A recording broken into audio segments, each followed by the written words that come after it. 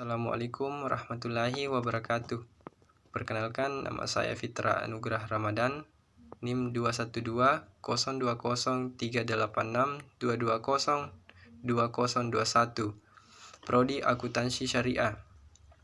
Adapun yang akan saya jelaskan pada video kali ini, yang pertama adalah uang, yang kedua perekonomian tiga sektor, yang ketiga inflasi, dan yang keempat pengangguran. Langsung saja materi pertama, yakni uang. Uang adalah alat pembayaran yang sah yang dapat diterima secara umum. Alat pembayaran pertama di dunia adalah garam. Adapun fungsi uang terbagi menjadi tiga. Yang pertama, alat pembayaran, yang kedua alat ukur, yang ketiga alat penyimpan nilai, dan kemudian jenis-jenis uang. Jenis uang terbagi menjadi dua. Yang pertama uang kartal, yang kedua uang giral. Uang kartal adalah uang yang digunakan sehari-hari, contohnya uang kertas dan logam. Kemudian uang giral adalah uang tanda atau bukti kepemilikan uang atau surat yang menyatakan Anda memiliki uang. Kemudian nilai uang. Nilai uang terbagi menjadi empat. Yang pertama nilai uang manual atau nilai yang tertera pada mata uang itu sendiri. Yang kedua nilai intrinsip atau biaya pembuat uang itu sendiri.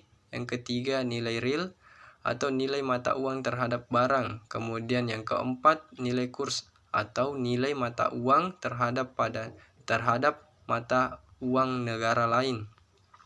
Kemudian lembaga keuangan terbagi menjadi dua. Yang pertama lembaga keuangan bank, dan yang kedua lembaga keuangan non-bank. Materi selanjutnya adalah perekonomian tiga sektor yang terbagi menjadi tiga: masyarakat, pemerintah, dan perusahaan.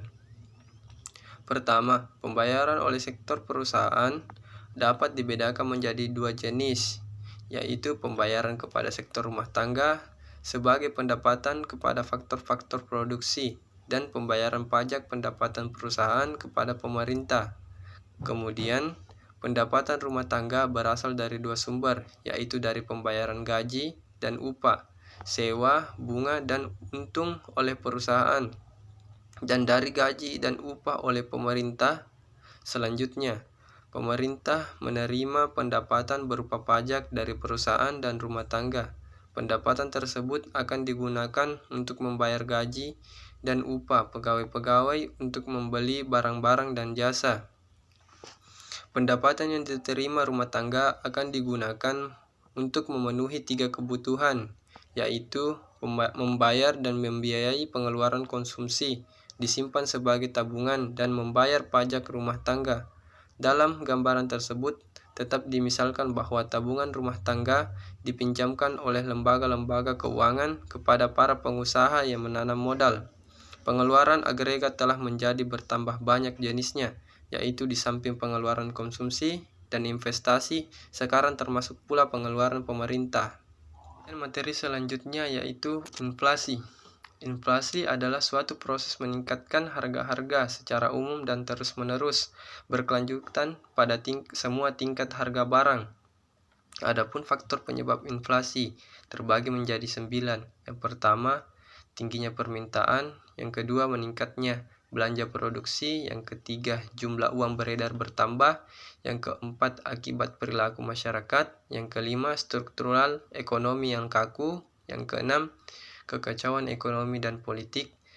Yang ketujuh, keputusan perusahaan. Yang kedelapan, utang nasional. Dan yang kesembilan, faktor luar negeri. Adapun jenis-jenis inflasi terbagi menjadi 4. Yang pertama, inflasi ringan. Yang dimaksud inflasi ringan adalah kenaikan harga di bawah 10% setiap tahunnya. Kemudian yang kedua, inflasi sedang. Yang dimaksud inflasi sedang adalah kenaikan harga diantaranya 10% setiap tahunnya. Kemudian yang ketiga, inflasi berat, atau kenaikan harga di antara harga 30% sampai 100% tiap tahunnya. Kemudian yang terakhir, hyperinflation, atau kenaikan harga di atas angka 100%, bahkan terus-menerus bertambah setiap tahunnya. Kemudian materi selanjutnya, pengangguran.